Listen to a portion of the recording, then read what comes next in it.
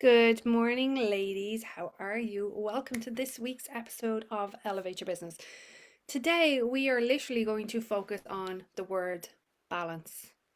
We have all said it, we've all used it, and we've all said, I need to get a better work-life balance. The balance in my life isn't there. I feel burnt out, I feel stressed out, and I'm gonna take the nuances away from the word balance because it's a dangerous word. It is not applied properly by people, and it actually stops you dead in your tracks from going after your goals, actually achieving what it is that you set out to achieve. And it's a brilliant excuse. And yes, I'm going to use that word. It's a brilliant excuse to stop you. So we're going to break all this down today. We're going to pull it apart, and you're going to have a different understanding of it. So for those of you that don't know me, I'm Joanne O'Halloran. I'm a business success coach, and I teach female entrepreneurs, so coaches, consultants, and holistic therapists, how to build and gain momentum in their business so that they can go from zero clients to consistent clients. I am not a fan of the quick fixes. I truly believe that you've got to build the foundations in your business and actively plan and work towards what you're creating in order to have long-term success. When you're building a business, we're not in it for the short-term gain, we're in it for the long-term commitment, and we want to be able to build a legacy, right? And build a legacy for ourselves, for our clients, for our families. And most people try to go after the quick fixes. So what I mean by that is in make money fast, only focus on sales and not focus on all the other things. But the beautiful thing about business is it's like a jigsaw puzzle. You've got to put all the pieces together in order for it to work. Avoiding that creates a lot of havoc and a lot of pain in people's lives, and brings back the whole thing of, well, I can't do this. Why is it not working for me? That strategy doesn't work. This doesn't work. I can't do it. My mother was right. My friend was right. My partner was right. And allow self doubt to creep in. So, part of what we're going to talk about today encompasses that because it all flows back to the same thing. There's been a theme this week with my own clients, and you can actually see it on social media as well. So, um, pay attention to this. Have a look around. There will be a theme every week. I'm not talking about what I'm going to deliver, but I'm talking about in general in life. There's always a theme. You will hear the same conversations. You will hear the same problems, the same solutions over and over and over again. There's always a theme. The theme across the board this week is forgetting that 90 to 95% of everything you do is your mindset and that the rest is strategy. Most people focus on the strategy and then can't figure out why it doesn't work. But you've got to consistently work on your mindset. And mindset is a mixture of lots of different things. It is not just about gratitudes or, positivity or, only looking for the good. That's not what it's about. It's a lot more than that. It's how you view yourself. It's the attitude you have for any situation that you're facing, the attitude you have of yourself. It is how you problem solve. Like, do you go into problem solving, or do you just look at a problem and then just give up?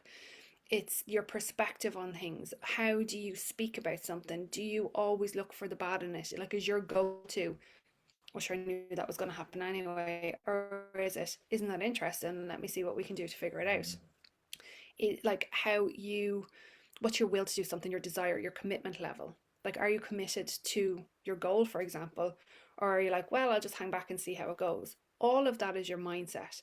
When you're faced with a problem, what do you do? What do you do? And I had this conversation with a client yesterday, and I love talking about this because these were like what I'm sharing with you are things that I've learned along the way and things that have worked really, really well for me, and things that were my struggle, so that they're not going to be yours too. Think of your comfort zone like a circle, right? So we all operate within inside of our comfort zone.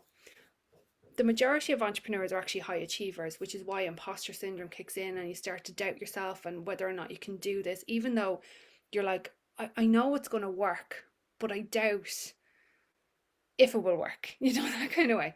So we've got our comfort zone. Then beyond that again is our actual comfort zone. And we kind of dabble just outside of what we think is our comfort zone. And when we feel scared, we retreat back in. But actually, beyond that is where your true comfort zone is. And how you know when you're really operating within the barriers outside of your comfort zone is you will feel overwhelmed.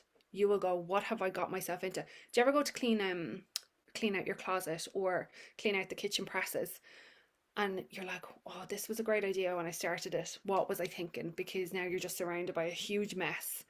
It's piling up and you cannot see the end of it, and you're like, oh, what was I thinking? That's what it's like when you're operating outside your comfort zone. Just like that. It's like, what was I thinking? This is terrifying. Only it doesn't come up like this. It's like I feel overwhelmed. Like I feel sick. I feel like, I'm an absolute failure. And you might even feel physically sick when it's happening. All of that is stuff that you've got to be very aware of when you're going towards your vision, because that is what you've got to work through. When that comes up, you are 100% on the right path. You may have heard me say this before. So all of our beliefs, right, drive what we do unconsciously. It's like the hair on the back of your head, right? If I was to stick this to the wall, right, that's what it's like. It's constantly pulling me back. So every time, so I operate here in my comfort zone. The moment I go to move forward, right, it hurts. So what that does for us is, in terms of how it shows up, is that we feel overwhelmed. We see a load of things around the house that didn't bother us before, but now they do. We might have had an ingrown toenail that didn't bother us before, but now it does. All those kind of things come up. What's a brilliant one that comes up, which is the whole topic of today, is I need a better work-life balance. I was the very person that said I needed a better work-life balance. And I'm going to share with you my story of what that looked like for me so that you can see how untrue it was. And that was not my problem at all. Before I started my business, my entire career was in the HR world, so human resources, and I worked my way up to HR director. So full career, everybody would say, by normal standards, that's a really, really good career. I never felt good enough in my job, by the way. Massive imposter syndrome. Had all these reasons as to how I got into that position. It was never down to my ability or, what I was able to create or what I was able to do. No, it was for every other possible reason under the sun. I got lucky. We will create insane things. But I'm a single parent. She's an adult now. Seems strange saying it considering I'm going to be a granny, but single parent, right? So there was just me and her when I was working my way up the ladder in my career. And I kept saying I need a better work-life balance. I was working a lot of hours, yes. I was on, like, in terms of corporate world salary, I was on a good salary. And I bought my own home when I was 26. Like, we had a good life. We went on holidays. She had a horse. Like, we had lots of stuff. And then I moved jobs because I decided I wanted a better work-life balance. I wanted to be closer to home. Here's a fun fact. When I left my job that was closer to home, I ended up in a job an hour and a half away from my home. Was that a better work-life balance? No. However, could I work from home on occasion? Yes, I could. Was the people that I was working with nicer? Yes, they were. They were significantly nicer. I now had more responsibility, however, I had less salary. So I was like, okay, where's my balance? But my mind was like, well, I'm with nicer people, so it's fine, right? And then I was with somebody for 5 years, and then I left that job again for a better work-life balance, was definitely closer to home, had a significant less salary, and I was more miserable than what I was in my first job that was high pressure, high level, active constantly. But yet I wanted a better work-life balance. Technically, I had it. And here's why this is dangerous. I had what on paper is a better work-life balance. I was closer to home. There was no work stress, so to speak. So the job was very, very easy. And eventually that job became a full working from home job. But everything was easier, but I still didn't feel balanced in life. I still was seeking and searching for more. Why was that? I was letting life happen to me. I wasn't actually leading my life. What do I mean by that? I was not clear on what it was that I wanted. When we say we want a better work-life balance, or we use balance as an excuse not to do stuff, which is what I did. I used balance as an excuse instead of going after what I wanted. When you're not clear on what you want, when you're not like so connected to your vision and your purpose in life, everything else feels off kilter and you will make up so many excuses. I need better balance. I don't have enough time. I don't have enough money. When the kids get older, I'll do this. When I have enough money, I'll do this. We will make up every single solitary excuse. I can't leave my job. I can't go look for another job because I won't get that money elsewhere. I've said them all. I've heard them all. that is lies that you're telling yourself. You're not actually leading your life, you're letting your life lead you. So now turn it to a business. We're all here to because we're creating businesses, or we have created businesses. You're sitting one of those too. How do you use that as an excuse for you? Are you actually owning the direction of your life? I can tell you now, if the word balance comes up for you, you are not owning the direction of your life.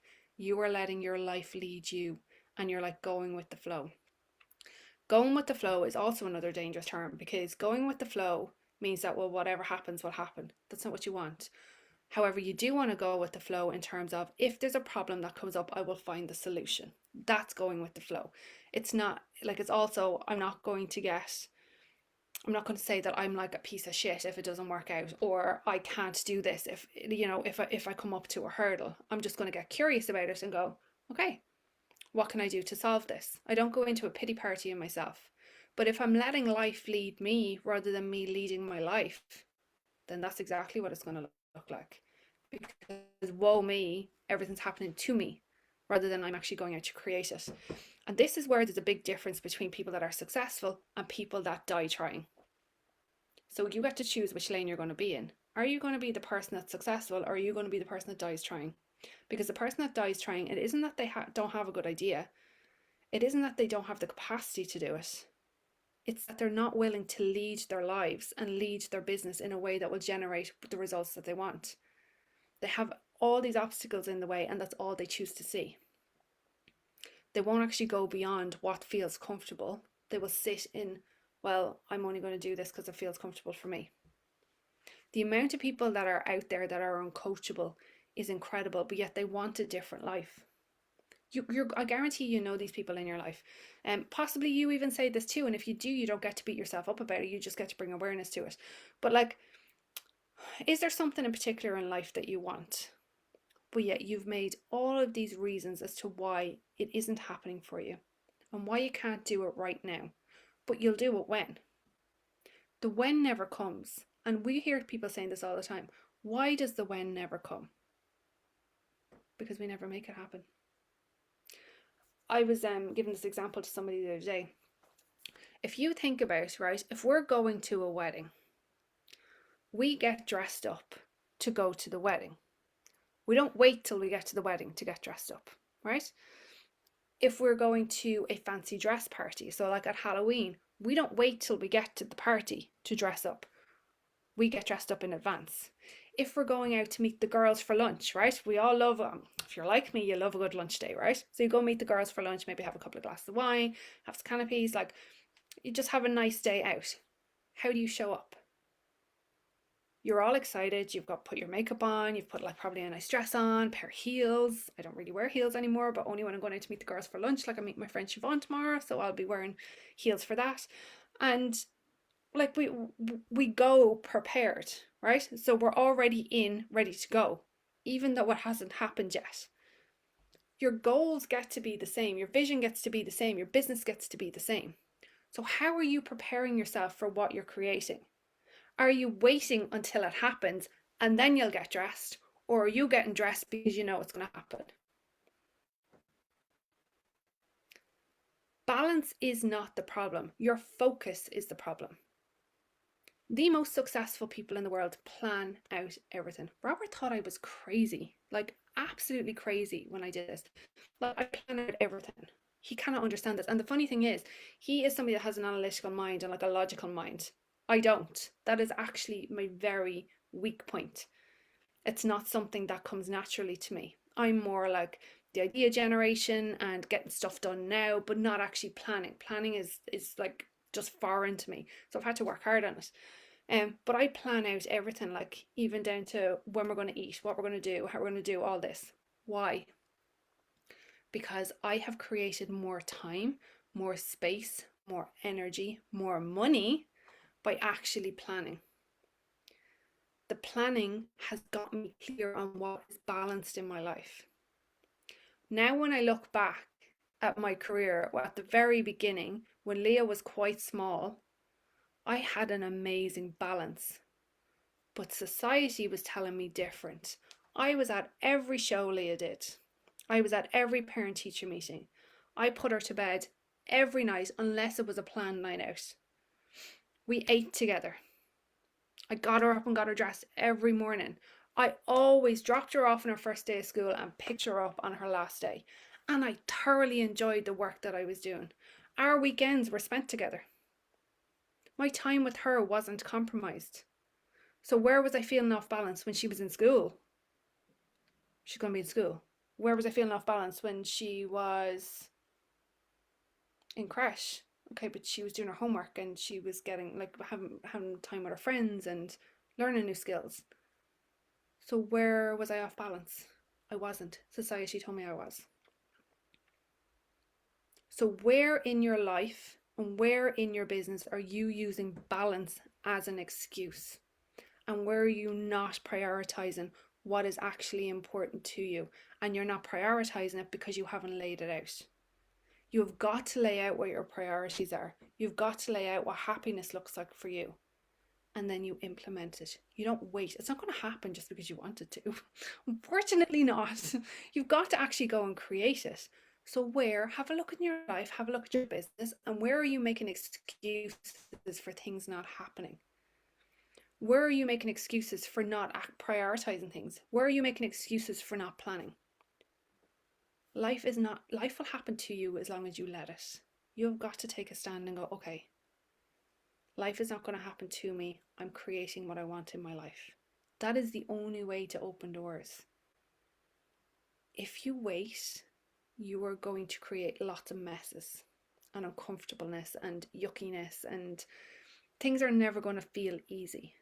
When you plan, you prioritize, you act on it, it's amazing what opens up. Like, it is incredible what will open up for you.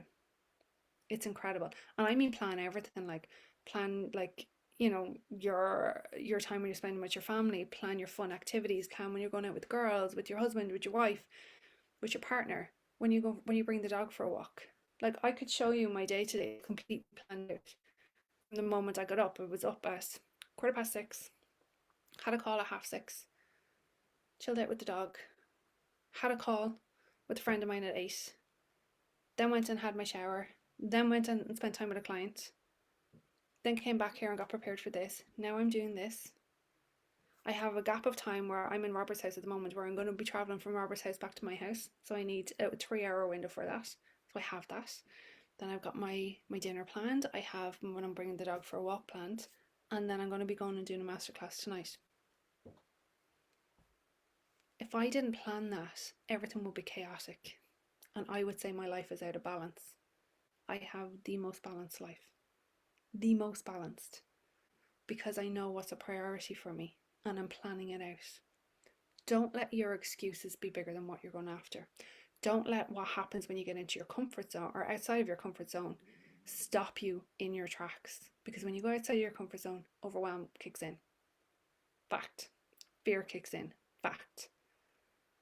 Your brain will give you all the reasons as to why you cannot do this.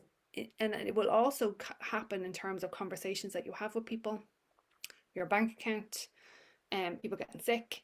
Lots of things will happen within that. But you have got an opportunity to go, okay, where does my mindset kick in? You've got to be doing your mindset work. 90 to 95% of what we do is our mind, all to do with our mind, and us being very aware of what our intention is. When something like this happens, because it will, you get to go into problem solving mode, not problem creation mode. Because it's not going to go away. Those feelings that you have don't dissipate because you want them to. They stay firmly where they are until you move past them. You've got to bring, I would say, the 3 A's. Be very aware of how this happens for you. Accept that it happens for you. Just, it's going to happen. Like, you can't avoid it. I really wish we could, but we can't. So you can't avoid it. So you've got to accept it and then take action anyway. You don't wait till you feel better and then take action. You keep taking action. So know that balance is just an excuse. It's just an excuse. What is it that you want balance? What does balance look like for you? And then go create it. Do not let it be the reason that it stops you taking opportunities when they come knocking on your door. You get to go after your dreams and you get to go after your goals. So I will see you for next week's episode. Share in the comments below what's landed for you, what's coming up for you, what you're hearing from this, and how you get to apply it to your life. Talk to you soon.